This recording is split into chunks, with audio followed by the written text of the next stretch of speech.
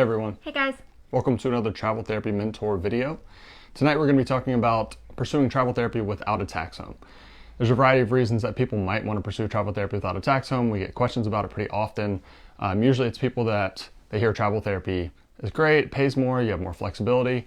They want to make additional money, but not have to go through as much hassle as a traditional traveler would for things like tax homes and things like that. So we want to talk about different ways that people might travel without a tax home tonight, and whether it's worth it or not. It's a question we get very, very commonly. So Whitney's going to introduce us, and I'm going to get this video shared in a couple different groups.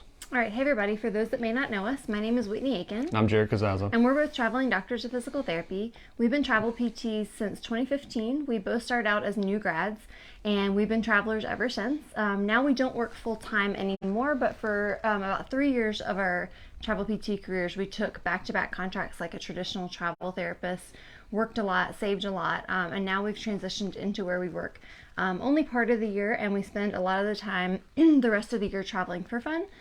For those of you guys that do follow us on social media, on Facebook and Instagram, we actually are on an international trip right now. We've been gone for about a month and a half. Our trip right now is about 9 weeks total, and we're coming up toward the tail end of it, the last 2 weeks right now. We're currently in New Zealand.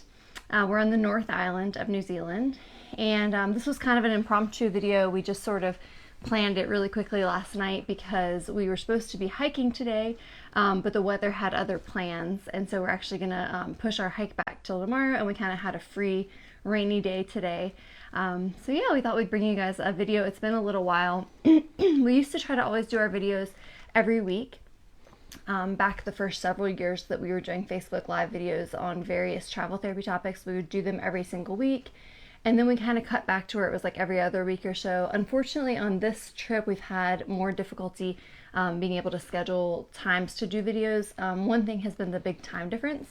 We're actually 18 hours ahead of the US right now. So for us today, it's 11 a.m. on Sunday. And for those of you guys in the US, it's the late afternoon on Saturday. So the time difference has been a little bit difficult, and then also we've just been really busy this trip, so it's been a little more difficult to get videos scheduled, but we wanted to try to bring you guys some information. We just put out an article this week on this topic, traveling without a tax home, because this is something that we've been getting questions about. Over the years we've gotten a lot of questions about that, but just recently we'd gotten a few questions, so we wanted to address this topic for current travelers and those that are thinking about getting into traveling, to learn a little bit more about tax homes and if you really have to have a tax home to be a travel therapist. So we're going to go over all of that. We'd love to answer any questions that you guys have. So if you have questions throughout the video, if you are watching live on Facebook, you can leave the questions in the comments. If you watch later on the replay, you can also leave a comment and we'll go back and answer it later, or you can feel free to send us a message on whichever platform. Send us an email on our website, or message us on Instagram or Facebook. As Jared said, he's just sharing our video in a couple of groups for people that do want to join in live, and then we'll hop into the topic here in a minute. I see some of you guys are joining in live. Thank you. I know this was kind of last minute. We didn't really give much notice. Hey Diego. Hey Megan. Megan says it's 4 p.m. Saturday there in Houston, Texas. Hi Joey. Hi Amy. Thank you guys for joining in. So if you are watching live on Facebook, or if you're watching later on the Facebook replay, we'd love if you would just leave a comment and let us know who you are. Are you a PT, an OT, an SLP, a PTA, a CODA? Are you a nurse? What's your discipline? And are you a current traveler, or are you somebody who's thinking about traveling? Let us know what's your situation. Let us know if you already have your tax home situation figured out, or if that's something you're still trying to figure out. We'd love to hear from you. And again, if you have any questions, we'll answer those toward the end of the video. Before we get started and dive into the topic, I did have another announcement. So it's crazy to think that it's almost the end of the year, especially for us, because we've been traveling in different climates. And now we're actually on the southern hemisphere in New Zealand right now. And so it's actually spring and summer is beginning here. So the weather has been, fairly warm on most of our trips. So to us, it doesn't seem like it's winter back home. It doesn't seem like it's almost Christmas time. So it's kind of funny. But I know for a lot of you guys, you're getting in the holiday spirit, and we're coming up toward the end of the year. So as we approach the end of the year, we are going to be doing some giveaways. If you guys are on our email list or follow us on social media, you may have seen us advertise those giveaways. So just a couple weeks now to get entered for those giveaways. Some of you may already qualify to win one of the giveaways. All you need to do is fill out an entry form. So one of our giveaways is for therapists that have taken contracts with the recruiters that we've recommended to you. So maybe over the last couple of years, you've gotten recruiter recommendations from us via the form on our website, or you've gotten in contact with one of the recruiters via our hot jobs page. If you know that you've taken a contract with one of the recruiters that we recommended to you this year, then you can just fill out the entry form and you'll get entered to win there's going to be 5 $200 gift cards. So we're giving away $1,000 total to 5 different people who took contracts this year. So if you had a contract that you ended in 2022, just fill out that form. Jared, how many people have filled out? What percentage? Only about 26% of people that are eligible have actually filled it out. So your chances are pretty good if you're in that group. Yeah, so there's 75% of those qualified that haven't filled out the form. So all you got to do is just fill out the form. It just gives us a little bit of information about which recruiter you took a contract with and some feedback if you want to provide it. And we'll get you entered to win one of those $200 gift cards. Yeah, one thing to remember about this giveaway is it's really helpful for us and it's helpful for the whole travel community because this is the best way that we get feedback about the recruiters that we send you guys to. We have a ton now. We have over 50 recruiters, so it's very hard to stay on top of them. But if we get feedback from you guys that we send to the recruiter, how was your experience? Were they great? Were they terrible? We need to know that stuff so we know whether to add different ones, get rid of those, or if they're doing a great job, we want to recognize them. Yeah, so we've done a lot of work over the years to interview a lot of different recruiters that we can then recommend to other people. So this process, the reason why we decided to start doing this giveaway, a big motivation was to try to get some feedback from you guys so that we can improve our process and make sure we're making the best recommendations for the community. So if you wouldn't mind, just fill out that form, let us know, and then we'll get you entered to win that giveaway. If you are like, I don't know anything about this, I am not eligible, if you're interested in getting connected with some of the recruiters that we recommend, and then you could become eligible in the future, we'll do this giveaway every year.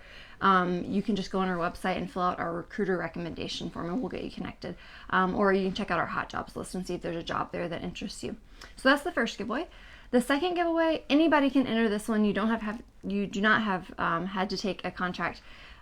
This one is just for leaving us a review. So you can leave us a review on our Facebook page or on Apple Podcasts if you've watched our videos in the past or gotten value out of our content. Unfortunately, if you've just read our articles and things like that, there's not really a great place for us to have reviews on that platform, but you can do it on the Facebook platform, on our Travel Therapy Mentor page, leave a review there, or you can do it on Apple Podcasts. So we're going to choose one person who leaves a review on one of those 2 platforms and they'll win $100. And then the last giveaway is for our course group members. So for those of you guys that are in our travel therapy course, if you leave a review for the course, we'll also get you entered to win $100. Yep. All right. So exciting times coming up. We'll probably do some live video or something right at the end of the year announcing the winners for that. So stay tuned. Yeah, and we'll be getting back to the U.S. Christmas Eve. So we'll be back for the last week of the year, and we'll do it right before New Year's. All right, so pursuing travel therapy without a tax home. This is, like I said, it's a question we get a lot. People want the benefits of travel therapy without as much hassle that goes into travel therapy. And whether it's hassle or not really depends on your situation. And, as the answer to almost anything complicated in life goes, it depends on whether it actually makes sense, depending on your situation. Yeah. So, in general, a tax home. What is a tax home? We'll go through an overview of that. A tax home is essentially your permanent place of residence that you're traveling away from for work. And so the way to think about this, we use this example quite a bit, is if you were like an airline pilot and you had to travel all the time for work. So you're traveling to Chicago and Houston or whatever. Whatever your primary home where your family is, where all of your furniture is and your car's registered and you vote in that area and you have a driver's license there, that's your permanent home. And then you're traveling away from that home for work. Obviously the pilot, they fly to Houston. They're not now living in Houston. They're just there temporarily. The same thing applies for travel therapy. It's just that our contracts are longer than just 1 or 2 days like a pilot would be. Our contracts are probably 3 months or maybe 6 months. You still have to have a home that you're traveling away from in order to qualify for stipends, tax-free. Otherwise, if you don't have a tax home, you're not duplicating expenses, you don't have somewhere that is your permanent address, then you don't qualify for that. Why would the IRS give you a tax break on these stipends if you're not actually duplicating expenses? So the whole point of the tax break that you get as a traveler is that you're duplicating expenses. You're not really moving, you're just living there temporarily. Yep. So just to reiterate that's why travel therapists end up making a lot more money in a lot of cases, because as part of our pay package, we are eligible to receive these tax-free stipends. And so unfortunately, a lot of people just skip the first steps in their research, and they just jump straight ahead to, make more money as travel therapists because we get tax-free stipends, but they don't really look into the background and the research as to why do you receive tax-free stipends. Because for a lot of travel therapists, they might look at it like, especially for example, someone who's a new grad and just got out of school, and they're like, oh, well, I'll just like leave my stuff at my parents' house, and then I'll just go travel around and be nomadic and work and make more money. But in the eyes of the IRS, the reason why they're giving you tax-free stipends is to offset your at-home permanent residence costs. So as travel therapists, we need to make sure that we have the documentation and are doing the right things to show that we do have a permanent residence and we do have a tax home. Now, unfortunately, it is a little more complicated than just writing down an address. If the IRS calls you up and says, do you have a tax home? Or more likely they send you a letter and an audit, and you just write down an address, mom and dad's house, my aunt's house, my apartment at school, whatever. You need to also have some other documentation if you were to get audited. And so really in the eyes of the IRS, it's more tied to not just an address that you put down, but where you've conducted business, where you've earned income in the past. There's some things they would look at to determine, is this truly your tax home? And that's where it gets a little bit complicated. Yeah. So the next question that people always have is, okay, well, what actually qualifies as a tax home? Like Whitney said, it's not just an address. So what does it mean? So as anything tax related or really anything government related seems to be, it's not very specific. It's kind of vague. And then, so they put these guidelines in place, and then the guidelines are further refined over time through court cases. So, a lot of guidelines will be set all through either tax or government laws, and then they're vague. Something happens, it goes to court, and then the judge or I guess the judge rules on how that is actually defined. So these rules are kind of vague.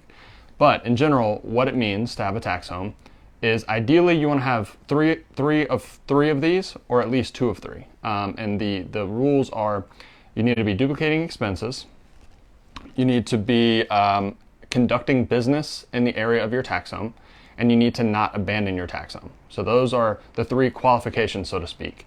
And you, like I said, you want to have at least 2 of 3, but ideally 3 of 3. So what do those mean? And again, this is a little bit vague, but some of it has been further defined in court cases. So duplicating expenses, that's pretty straightforward.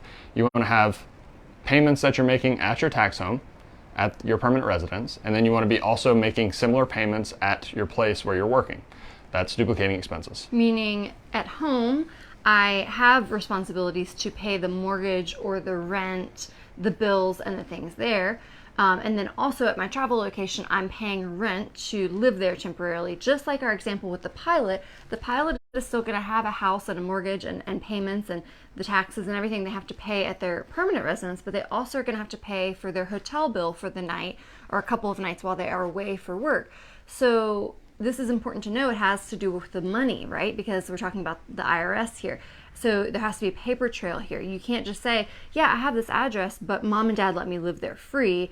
And similarly, I'm going to go work in, Dallas, and my aunt's going to let me live there free. No, we need to follow the money trail here. You need to be duplicating expenses because they're giving you tax-free money to cover these expenses. Yep. So now let's talk about not abandoning your tax home. So that's the second qualification.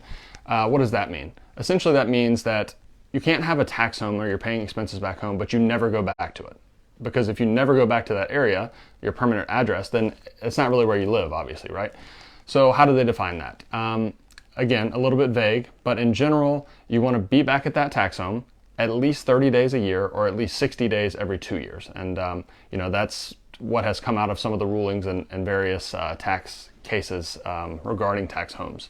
So 30 days a year, 60 days every 2 years, you want to be back at that area. That shows that that is your home. As you're going back there, you might be traveling away for work, but at least you're there sometimes, right?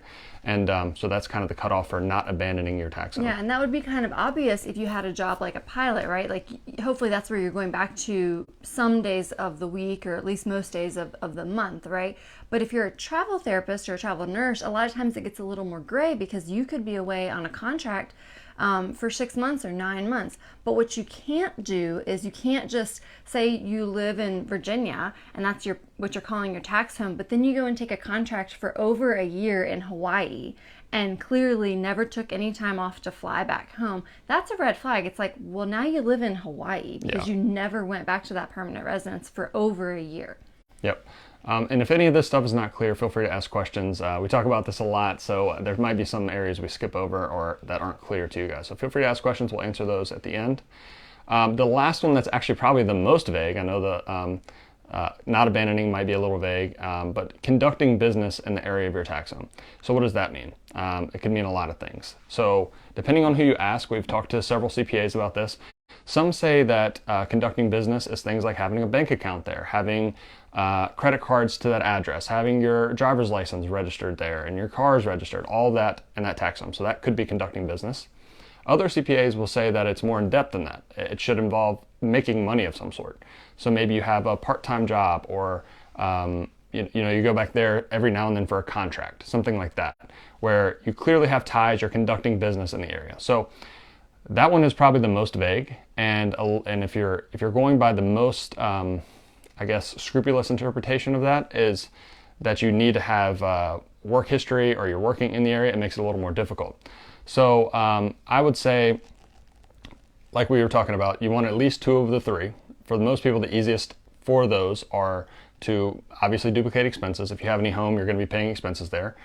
Going back to your tax home, which makes sense. You need to go back there, visit family, take care of stuff, maintenance on the house or on your apartment, those kind of things. And then the conducting business is the more difficult, but you of course want to have your driver's license, your car registered, all of that, your voter ID, all that needs to be your tax home. And then if possible, have a PRN job or something that you might go back to between contracts, or if a situation like COVID arises where there's not many travel contracts, you have a job that you can go back to. So that would be the best case scenario. Yep. So it's important to understand all these rules and make sure that if you decide to be a travel therapist who is going to receive the tax-free stipends, it's your responsibility to make sure that you have met the tax home rules. And so we highly recommend that if you're planning on taking regular travel therapy contracts and accepting tax-free stipends, that you have a consult maybe with a tax professional and make sure your tax home is very clear. You cannot just say, I want to take a travel job. Talk to a recruiter, sign up for a job, and start taking tax-free money, because then if you don't have the tax home set up, then if you get audited, you need to justify why you received that tax-free money. So it is your responsibility. Yep. Now, as you can see, for some people, this might be very straightforward. If you are a permanent therapist who's been living and working in the same area for a while, you own your own home, and you say, I'm just going to quit my job, but keep my house here, and then just go start taking some travel contracts. Super straightforward, because you already own your own home. You already have work history in the area. You're definitely paying your own expenses at home, and you're going to come back there because you need to take care of that house, right? Yeah, so or there's even nurses or therapists that maybe have a family somewhere and they want to travel away for a contract for 3 months. Very straightforward. Your family's back home, you're going back to visit them, you're paying expenses there, you're taking a contract somewhere where you're paying temporary living expenses. That is a very straightforward situation. Yeah, so that's very straightforward. Where it gets more tricky is where a lot of travel therapists are trying to become more nomadic, and so they want to do something with their home situation to change it, to make it cheaper, make it easier to not have to really come back there as often, because they're planning on going out and being nomadic for a while. So this sort of gets just a little more complicated, and this is where people start being like, is there some way I can get around these rules? For example, say you were that permanent therapist and you did own your own home and everything, but now you're like, I want to downsize and just like maybe move a little bit of my stuff to my sister's place, and I'll just only come back at holidays, but I'm going to get rid of my house.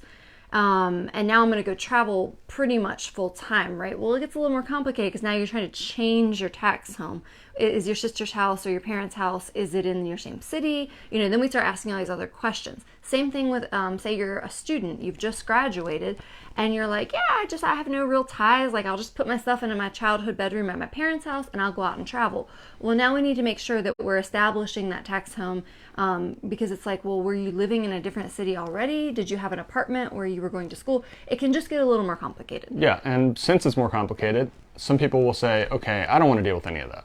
And that's understandable. A lot of people come to us and they say, I don't want to deal with any of the tax home headache. Us, when we started, we were like, is there any way out of this situation? Because we were kind of in that second situation Whitney was talking about. We finished school, started as new grads, didn't have a real established area. Obviously, we had our hometown and our parents' house and everything that we had spent time on and off, but both of us had been at college. So it's like, okay, well, what do we do? Is there any way out of this? And that's what a lot of people ask. So the answer is, again, it depends on whether or not it's going to make sense for you and whether or not it's the best thing to do. Yeah. So there's two main categories of people who might be looking to take travel contracts but not have a tax home in the way that like a traditional travel therapist would. One category would be someone who wants to take what it would be referred to as like local contracts. So they wanted to actually just only stay in their area and take jobs within maybe an hour or two from there and just commute to those quote unquote travel jobs. This would be one scenario. The other scenario would be kind of like we were just talking about. You do actually want to take travel contracts around the country, but you just don't necessarily want to meet those rules for maintaining that permanent tax home. Yeah. So those are kind of two different scenarios. So first, let's talk about what would it be like if you wanted to just take local contracts and what that scenario would look like. Now, the first thing to think about when you talk about taking local contracts, is it even feasible for your area? A lot of people want to take local contracts. I mean, ideally, it makes perfect sense. I want to make extra money, take temporary contracts, still have the flexibility of travel, but not have to travel away from a home. It makes perfect sense. A lot of people want to do that sort of thing, especially if you have a family or something tying you down to a certain area. Unfortunately, a lot of areas, it's not feasible at all. For example, if your tax home is Salt Lake City, there's not many travel jobs at all in Utah. So trying to travel around Salt Lake City it's going to be impossible. Even if you find one over the course of like 2 or 3 years, it doesn't make sense to take one travel job over a 2 or 3 year period and then wait for other ones. Whereas if you live somewhere like Seattle, there's always travel jobs around Seattle. You could probably find jobs an hour and a half away indefinitely. Just find back-to-back contracts. So it really depends on where you live and if it's going to be feasible or not. Yeah, so we get a lot of people who are like, this is usually your person who wants the benefits of travel therapy, but can't commit to moving across the country. Maybe they're like, I'm kind of burnt out with my regular job. I'm doing the same thing week in and week out, working 40 plus hours. I'm kind of burnt out. I would like to maybe try some different contracts, like to get the variety, right? They want to try some different places. They want to have the variety. They want to make higher money than they're making at a permanent job. And then maybe they also want the flexibility. Maybe they're like, well, maybe if I do it like a contract basis, then I could take longer times off, like say in the summer when my kids are out of school or whatever. Maybe they just want to line it up to where they only work 9 months a year. And so this all sounds great, but the biggest hurdle is, can you make travel therapy work only in your little area? Maybe not. There are some, like Jared said, there are some localities where this would work and you are going to be able to line up back-to-back contracts. But there's a lot of locations where it just won't work. Yeah, and with the local contract, you might be asking, well, why do you not qualify for stipends, the tax-free stipends? The reason is because you're not duplicating expenses. You're commuting from your home location. You're not paying for housing or any expenses away from your home. So that automatically disqualifies you for stipends. So that is the first question usually people have. But yeah, local contracts can be an option for some people, but definitely not for everyone. Yeah. So if you were able to pass that first hurdle and decide, oh, I do live in a region where I am seeing a lot of travel jobs within, say, an hour. Like, say, if you live in the San Francisco Bay Area, you could take travel contracts and hop around within an hour for years and years and years. So if you did find that is going to work for your area, you would just want to determine, is it worth the hassles? Because, I mean, it's not as easy as just taking a permanent job. You're going to be interviewing for new jobs all the time, changing jobs, maybe having to commute a little further. There could be the uncertainty of your contract getting canceled. So there are more uncertainties, but you're definitely going to get some of those added benefits. You're going to get paid a little bit higher. than a permanent job. And we'll talk about that. You're going to have the flexibility we talked about of being a contractor. So it's going to be kind of more like being a PRN, except you're also going to have more like full-time hours. It's going to be more like a 40-hour contract than just a PRN, which could be uncertain. Yeah, so the real pros are that you'll make a little bit more money, probably equal to PRN pay. Usually we see these local contracts in the $45 to $60 an hour range, depending on the area and the setting. And that would be for PT, OT, and SLP. PT, OT, and SLP. Assistants are probably closer to $35 to maybe $50 an hour. And yeah, it depends on location and setting, just like any travel job would. So that's a big benefit. The other big benefit, like we talk about all the time, is the flexibility to take time off. Some people really value that. You can't take a whole lot of time off with a permanent job. You couldn't do like this road trip we're doing to New Zealand with a permanent job. It would be almost impossible to take 3 weeks or however long you need off. So that's a big benefit. Some of the cons, though, like Whitney said, contracts get canceled. So some travelers, or some people that are considering travel but have never traveled, don't understand that there's risk there. Your contract could be canceled in the middle of it. If they hire someone permanently, they can save money on that permanent person, don't have to pay you this higher rate, they'll cancel your contract. Another downside, you might not be able to find consistent jobs. So even if there are a lot around your area, it might not be exactly what you're looking for. So say you want to work outpatient jobs, but all that's available when you need it is home health and skilled nursing. So you're making sacrifices there. So there are pros and cons to local contracts. Yeah.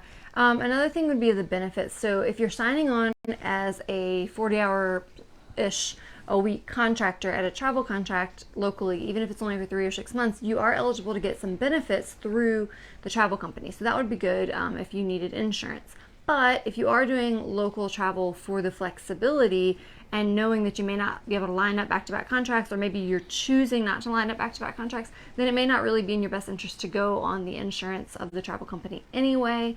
This could be someone who is just planning on maintaining their own insurance anyway, or having their spouse's insurance, which would kind of put you in the same boat of like considering, should I just do PRN? But I think the biggest benefit would be having, like, being able to switch jobs to try new things, and also have the flexibility to leave, and then also more permanent hours. Because some people choose, if they want that kind of flexible lifestyle, some people choose just to set up like one or more PRN jobs, but the hours may not be as consistent as if you take a full-time 40-hour-a-week contract that's only going to last 6 months or whatever. One other consideration with those benefits is that as a full-time employee at a permanent position, you'd get things like vacation time, paid PTO, you might get sick time paid. As a traveler, you're not going to get that. So local contracts, you're not going to get PTO or sick time or anything like that. Unless in certain states they're required to give you sick time, but PTO is just not happening there. So that's another con, but the higher pay might offset that. So you have to think about your own situation. What are the permanent jobs available in your area? How good are they? Do they offer really great benefits? Maybe it makes sense to stay at a permanent job. But if they don't, then maybe it makes sense to take local travel contracts. Yes, there's a lot of pros and cons, and we've talked to so many different people in different life scenarios have different reasons why they would like to try to do travel jobs locally. For example, we know a girl who did it kind of in the Boston area. She wanted the flexibility and the higher pay while she was trying to take some time off in between contracts to start her own business. We know people who have done it because of, like I said, family. Maybe they want to have the summers off with their kids, and so they just want to do a couple contracts a year. So there are a lot of reasons, or maybe you're a new grad and you just want to try out some different facilities and settings in the area before settling into your first permanent job. So for a lot of people, there's a lot of pros, but there's just a lot of drawbacks too. You're not going to make the same exact money as a regular travel therapist because you can't get the tax-free stipends, and also you're going to have some of those headaches and hurdles to overcome. Yep. So that's the first situation where someone might want to travel without a tax home. The second situation is the other one we were talking about, where you just don't want to have the hassle. So you don't have anything tying you to an area. You don't want to have the hassle of maintaining a tax home that you might not come back to. You truly want to be nomadic and move from contract to contract and have no worries back home.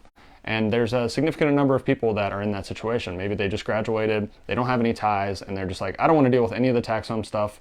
I just want to travel around the country. I'm willing to take the stipends taxed, and they want to know how much less would they make, or what would be the implications of doing that. Yeah, and the other reason why maybe they don't want to deal with it, but they also don't want to necessarily burden a family or a friend to help them deal with it. Because sometimes you're like, well, I don't want to pay full rent to have my tax home or full mortgage because that's going to really cost me and cut down on how much I'm actually benefiting from making the extra travel pay. So then I'll just like rent a room in a house of my family, but now you're having to burden them with the rent payments and those types of things. So some people just don't want to deal with that. But the biggest thing we need to look at here is to decide what's going to make the most sense for you financially and strategically as well. Yeah, someone else that might be in this situation is they have a permanent home right now. They want to start traveling, but it's too expensive to keep their permanent home. So maybe they have a mortgage payment that's $3,000 a month. Maybe they're in a high cost of living area, and they're like, okay, if I have to pay this mortgage and travel, it doesn't make any sense. I'll be behind in that situation. So that person might think, okay, I'll sell my house and just travel from now on from place to place and not have to deal with the tax home and the cost associated back home. And that's certainly a consideration. Yeah, and this is something that we've done several videos in the last 6 months, kind of when we were talking about, is it worth it financially to be a travel therapist, especially with rising housing costs. We were getting people who were saying like, this doesn't really make sense. I'm going to make, this much more being a travel therapist because of the tax-free stipends, but now I have to duplicate expenses. And depending on what your expenses are going to be at home and at your travel location, you may not come out ahead that way financially. So that's something really to consider is like, what would your tax home expenses be back where you are? And also, what type of housing do you need at your travel location? So these are the types of questions that are being formulated that are making people think like, maybe it's not really worth it financially to get the tax-free stipends in exchange for the hassle and the extra money to pay for the tax home, right? Yep. You guys that are watching live, again, if you have any questions, any of this doesn't make sense, feel free to ask, or if you have like some very unique situation that we might be able to help with. Also, if you have any comments, is your situation similar to this? Why are you considering traveling without a tax home, or do you travel without a tax home? If so, why did you do it? What's your situation? How's your experience been? Let us know. And if you could like this video, give us some hearts. We always appreciate that. Yep, absolutely. Okay, so what is it called when you want to travel but not have a tax home? It's called being an itinerant worker. And basically that just means that you're a nomad. You're just moving from place to place. You don't have any ties back home. You don't have any costs back home. You're just a traveler that, is moving with the wind, just going from one assignment to the next. So it's like you work here now, and then you work here, and then you work here. You don't have a permanent place back at home. Now, this doesn't mean, obviously, you could still know that mom and dad are going to let you stay at that guest bedroom and you're going to have some stuff there. But financially and tax-wise, you don't have those permanent ties there. Now you're just moving with the wind as a worker. Yeah. And so the first question people always have is, what will the pay difference be? Because in this situation, since you don't have somewhere that you're paying expenses back home, all of your stipends are going to be taxed. So it's usually just one solid hourly rate. And I would say that most of the time for evaluating therapists, PT, OT, SLP, we see pay rates, probably take-home weekly pay rates in the $1,200 to $1,600 a week range. And to compare that to a normal travel job, most of the time that's like $1,600 to $2,100 on average. So I would say on average, having all of your stipends taxed, you'll probably make somewhere between $300 and $400 a week less. So is that a big deal? It really depends on your situation. Maybe it is, maybe it isn't. If you have really high costs back home, and by getting rid of that permanent house to be able to travel, it saves you $3,000 a month, then obviously $300 or $400 a week is not a big deal. So it really depends, but just be aware that you're going to make somewhere around probably $1,200 to $1,700 a week or a month less after taxes than you would as a normal travel therapist. Yep, and this is obviously, these are averages, these are ranges. If you're someone who's looking to get in this situation, something you might do is just run some different scenarios. Talk to a couple of recruiters and have them quote you some pay packages like, okay, I see you have this job. I'd be interested in this job. Can you quote what it would be if I take the tax-free stipends and maintain the tax home? Or can you quote what it would be all tax rate without the tax-free stipends? And then just like compare some offers there and see if these pay packages are making sense for you financially without getting the stipends. Yeah. I mean, there's so many variables there. Everyone's situation is going to be different. But you can really save a lot of money without having tax home expenses if you're from a high cost living area. And we talk to people all the time that are from like New York City, they grew up there, and they're like, if I maintain an apartment in New York City, it's going to cost me $2,500 a month. And then that doesn't make any sense for me to travel. And yeah, that's true. If you're in that situation, you either need to move your tax home permanently, Or you probably need to travel without a tax home and get rid of that place, because otherwise you're not going to come out ahead as a traveler. Yeah, for us financially, it's worked out well for us to still maintain a tax home because we were able to keep our costs very low at both our tax home and at our travel locations, but that may not be the case for everyone. So we came out significantly ahead by dealing with the tax home headaches, making sure to pay the rent because it was low rent, and then getting all the extra money from the tax-free stipends. But it may not be the same for you. Yeah, so if you do decide to be an itinerant worker, if you're in that situation and that's something that makes sense to you, maybe you'll save more than you would lose by having your stipends taxed, by eliminating that tax home. Some considerations. Consider where your home base will be. So if you're not paying for any place, you don't have any family or anything like that that you can stay with, what are you going to do between contracts? Are you just going to pay for short-term housing all the time?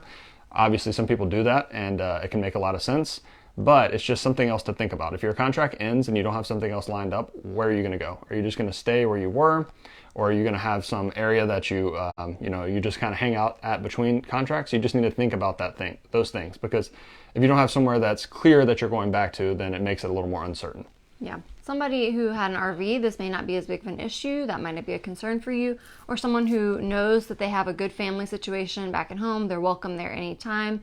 You're just not putting it on paper that that's your permanent residence and not dealing with all those financial ties, but you're welcome to come back there anytime, and you have a family or a friend who lets you keep your stuff there, great, but just something to think about. Yeah, in our situation, I think that would be a little stressful for us to not know that we would have somewhere to go back to, especially if you're in a situation where you didn't have family or relatives that would let you stay there if you needed to.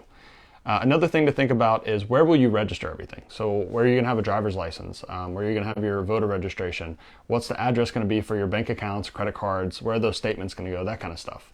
Because if you're moving around constantly, it's a major hassle to change that address every single time you move.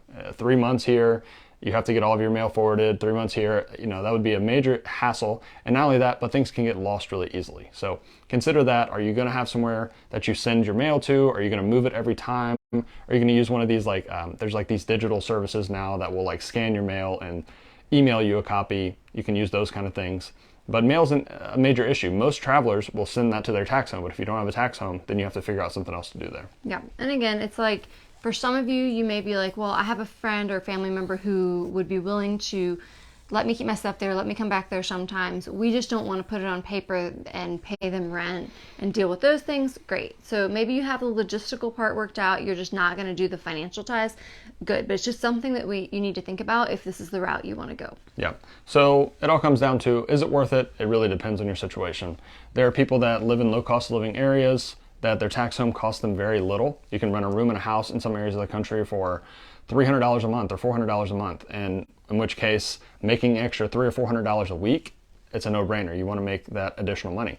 But there's areas of the country where renting a room might be $1,400, $1,500, $1,600 a month, and it's not even a great room, in which case it's well, why would I do that? I basically just break even having this tax home. Instead, I could get rid of it, travel, not have to deal with any of that. So it really just depends. It depends on your life circumstances. Do you have a family back home? Obviously, if you have a family, you probably want to have a permanent location where they're at or you're visiting. So lots of things to consider there. Mm-hmm. I saw we got a question that is a good topic to cover here as well. Can you rent out your place while you're gone? So this is something to really consider, and we've done a lot of videos about this. When you're looking at, okay, say I do want to go the route of still maintaining my tax home, still get the tax-free stipends, but I want to offset my costs, offset how much I'm having to pay back home, right? Because then we're going to come out ahead financially. And this would be some form of what we would call house hacking, where maybe you still want to keep your house or your apartment back home and have a place to come back to when you need to, have all those things checked off, where's my mail going to go? Where am I going to have everything registered? But I don't want to just have it sitting there empty and be paying this mortgage or this rent every month. Could I make some money off this, right? Yeah. And this is definitely a good line of thinking. We just need to make sure that we're doing it the right way. Yeah, so it's a gray area. But one thing that is completely certain is that you can't rent your entire house out for the full year. Because if you did, you don't really have a tax home. You can't go back there. You can't, I guess you could get your mail delivered there, but it's someone else's house now. So you can't rent out the whole house for the entire year. What you could do though is you can rent out like rooms in the house for the whole year. So say you have a 3-bedroom and you rent out 2 of the bedrooms and you have 1 bedroom for yourself. That's fine because you still have a place that you can go to between contracts. It would be the same as if you rented a room in someone else's house. It's just that you're renting rooms in your own house to other people. But you need to have a bedroom that is set aside for yourself that you can go back to. If you don't want to do that and you want to rent out the whole place, because it can be hard to rent out rooms, find roommates and things like that, you can rent out the whole house. Say you do Airbnb or something, but you just can't rent it out for the whole year because, like I said, if it's the whole year, then it's not really your tax home. But if you're renting it out for, say, 6 months a year, say you live in a vacation destination, that's really great for 6 months of the year. So you rent it out, make a lot of money during that time while you're traveling, and then you come back in the off season. That's a perfectly fine thing to do. You still have your own tax home. Or say you rent out 9 months of the year, you rent it to a permanent person that's going to move there, but they only need it temporarily. Say another healthcare worker that's in there in town for a 9-month contract. You rent it out. You still have access to it for 3 months a year. That's fine. But you just can't rent the whole place for the whole year. So either part of the house for the whole year or the whole house for part of the year. Yep. So lots of different scenarios there. To tell you a little bit about what we've done in the past for our tax home. So our first several years of traveling, we were new grads. We just gotten out of school. We kind of came back home, had all of our stuff at our respective families' homes. And so we used each individually our parents' house as our tax home. We each individually rented a room. So I had a room at my mom's house, had a lease, all that. And that was my tax home. And the rent was pretty low because for renting a room in suburban Virginia, it wasn't that much per month. So my costs were pretty low. I had it all sorted out. Jared did the same thing at his parents' house. And then after that, after we've been traveling for a few years doing it that way, we decided we wanted our own place. This was during COVID. We wanted to be home a little bit more that year. We decided to buy a townhouse. And for our townhouse, for a little while, we were just living there, just the two of us. It was during COVID. We weren't traveling at that time. But then we decided it would be a good idea to house hack and rent out some of the areas in our house. So that way, when we did start traveling again, we would have, offset some of the costs. So we have had a couple of different tenants. Luckily, the way our townhouse is set up, we have a full basement that's basically its own apartment. It doesn't have a kitchen, but it has like an in-law suite type thing. They have their own bathroom, sitting area, living area, bedroom. So we rent out that space in our house. And then while we're gone, that person basically has the kitchen and everything to themselves. And then for the time that we are home, we share that space. Yeah. So essentially, we just have a roommate for the full year right now while we're gone. We could rent out more of the house, but it's you have to weigh the hassle and what you could actually make from it. In our area, the cost of living is relatively low, so it's probably not worth the hassle of renting out more of the place while we're gone, and then have to deal with potential issues there. Yeah. As a follow-up question, Crystal says, whole home rented, you return in your RV. Okay, so this is something we asked about because we traveled in a fifth wheel for 3 years and we were thinking the same thing. So maybe we travel away in the RV, we come back, stay in the RV, we have our tax home, obviously. But for your situation, you probably want to talk to an accountant and ask that specific question because the ones we talked to said that that would not work. So in your situation, if you're renting the whole house for the whole year, that's no longer your tax home. And the accountants we talked to said that an RV can't be a tax home because it moves with you, unless it's one that's on a permanent foundation or something where you're not moving it, it just sits there, you own the land or you rent the land. In that case, it could be, but then you can't travel in the RV. But if it's a situation where you take the RV and then you come back in the RV, then that doesn't count as a tax home. If you're renting your whole house, then that also wouldn't count as your tax home, so then all of your stipends will be taxed. But again, your situation might be unique. It's a good idea to talk to an accountant, but the couple that we talked to said that you couldn't do that. Yeah. And as a follow-up, to talk a little bit more about tax homes and RVing, when it comes to duplicating expenses, that's also a gray area because some people may have a loan on their RV and they're making payments on it. And so some people think, well, if I'm making payments on my RV, well, then that's duplicating expenses because I have home expenses. Unfortunately, from what we understand and from talking to accountants, that's not considered a home payment. You need to pay for land to park the RV on. So kind of like Jared said, if you had an RV or something that was stationary as your tax home, that could be considered your tax home. If you take it and travel with it, no. Now, separately from that, say you have a tax home for like in our situation, we traveled in an RV for 3 years. We kept our tax home as the room in our parents' house. Now we took our RV with us, but we still had to pay to park it somewhere when we were on assignment. We still had to park it at an RV park and pay the RV park to park there every month, kind of like that was rent. And we had to document that and keep that just in case we were audited. That would be counted as duplicating expenses. But if you just try to boondock or not park it somewhere that you have to pay expenses, then that's not counting because you're not paying expenses to live on a plot of land. Yeah, and that's something we've gotten asked more about in the last couple of years because people want to do van life. They want to travel in a van while working as a healthcare traveler. And they think, okay, well, I don't have to pay rent. I'll save a lot of money that way. Say they have a payment on the van. That doesn't count as a tax home payment or duplicating expenses. You need to pay for somewhere that you're actually parking the van. So you'd still need to pay for a campground on assignment, which is why for most people we recommend not doing that. Instead, if you want to travel in an RV or in a van, just get an RV that you can park at a campground and you have more room than you would in a van. So pros and cons there, but you cannot just have a van, park it in a parking lot, stay there rent free, and have and think that you're duplicating expenses because you're not in that situation. Yeah, or similarly, like if you knew someone who would let you park at their house or something, you still have to pay them to stay there. There has to be some kind of money trail. In terms of duplicating expenses, a lot of times people also want to get out of that. They're like, well, maybe, if I have a van or an RV and I just park it on someone's land for $100 a month, or $50 a month, or similarly with my tax home situation back home, mom and dad don't really want to charge me, so I'll just pay them, $50 a month to leave my stuff here. That doesn't work. The IRS definition says it has to be, what do they call it? Market rate. And the best way to determine that, people always ask, well, how much should I pay? Realistically, what you should do, and most accountants, if they're very thorough, will tell you, go on like Facebook Marketplace or Craigslist and find a similar dwelling, whether it's an apartment or a room in a house, or if you're renting a RV site, whatever, find similar places, comps, and see how much they're charging, and then you charge the average of those, and you keep record of the ones that you looked at to prove that you're paying what is essentially a market rate for that area. So that's the way that you should go about it. You go look at what rooms are renting for in your tax home area. That's what you should pay. It shouldn't just be some arbitrary low amount. Yeah, so like when we were trying to decide what would be a reasonable amount to pay to rent a room in a house, we looked on Craigslist and things like that. And I think in our area it was something like, I don't know, $500 a month or whatever it might be to just have a room in a house. Similarly, if you're renting an RV site but it's just on someone's land, you need to have a comparable amount. Maybe that's $200 or $300 a month. Maybe it's not that much, but it needs to be at least something reasonable to market value.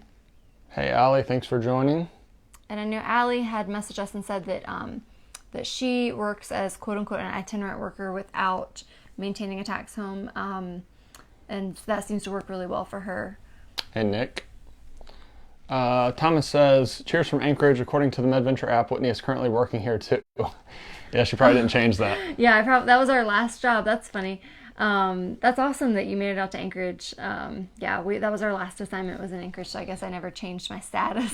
Yeah, Anchorage is such an amazing place. I'm sure it's completely different now in December than it was when we were there in July and August, though. Yeah.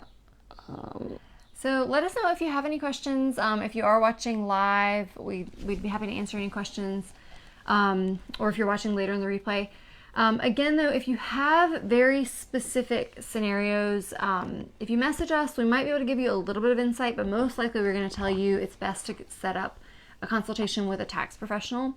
You can set one up with a local tax professional in your area. There are several people who specialize in taxes for travel healthcare professionals. We know in particular the company Travel Tax on their website, they have like an established tax home consult phone call. It's like $50. It's really best to go over your specific scenario on setting up your tax home or traveling without a tax home if you want to ask those questions with a tax professional. Yeah, every situation is different, and we can't really give specific advice. We don't know. So in a situation where you're audited, you want to have like some professional that you can fall back on that you're like, oh, well, I was told that I could do this. And you don't want to just be like, these two random people online told me it was okay. So we're not giving advice like that. So always reach out to a professional. Yep. But let us know if you have any questions regarding travel therapy in general and kind of just the general process of how it works. Happy to answer. Feel free to send us a message or send us an email. Yeah, so traveling without a tax home, it really depends. It depends on your situation. It depends on what your expenses are, whether or not it makes sense. You have to evaluate your own situation, see if making a little bit less money makes sense for you to not have a tax home. In terms of local contracts, it really depends on your area and whether or not you're going to be able to find consistent contracts. And if you are able to find consistent contracts, it depends on whether or not the benefits are really important to you, like PTO, sick time, all of that, and whether the uncertainty is worth it to you or not. Because like we said, you could have contracts canceled or you might have difficulty. Just because there's a lot of jobs right now doesn't mean there will always be a lot of jobs. So maybe you start doing local contracts, you get 9 months in, and then you can't find a job that fits for your area, and then you're kind of stuck. And then maybe the permanent jobs aren't available then, something like that. So make sure that you're considering all the pros and cons there. Yep. We got a couple questions. So Brooke says, what about having a tax home but then working in the same state for travel? So this is a good question. So you can work in your same state and travel. The definition that we've seen says that you need to be working more than a reasonable commutable distance away. So you need to be able to show that you're duplicating expenses. So it needs to be traveling somewhere else in your state that's far enough away that you wouldn't just commute from home, right? So for example, we live in a place called Roanoke, Virginia. About 45 to 55 minutes away is Blacksburg, Virginia. I took my very first ever travel contract in Blacksburg, Virginia. And it was like 55 miles away. And to me, that was far enough that I didn't want to commute from my house. So we moved to that area. We got an apartment. We duplicated expenses and everything. However, that was certainly like right on the cusp, because there may have been some people that would have commuted from Roanoke to Blacksburg, but it wouldn't be necessarily common. So we were definitely in a gray area there, but I documented that I was duplicating expenses, all of that. Luckily, I didn't get audited, so hopefully that was all okay. But you definitely want to at least be far enough away that it's not a reasonable commute for someone in that area, and you definitely want to duplicate expenses. So in general, you want to be at least an hour plus outside of your home, and then duplicate expenses, rent an apartment there, and make sure to keep all your documentation. Yeah, if you're doing those things, you're fine. If it's very a situation some people might try that wouldn't really work is, say there's a job 20 minutes away, you rent an apartment basically in your same town, and you're like, well, I'm duplicating expenses. In the IRS, their eyes, it's like, why would you pay for 2 apartments in the same area when you could just drive from your home? So think about it that way. Yeah, and there's really so you'll hear some people talk about, oh, well, it needs to be just, if it's 50 miles, it's fine. The 50-mile rule is a myth. There's no set distance. There's no set time frame. You just need to look at what would be reasonable for someone in that area. And it's going to be different for different areas, right? Because there's some people, say, we're very familiar with like Washington, D.C.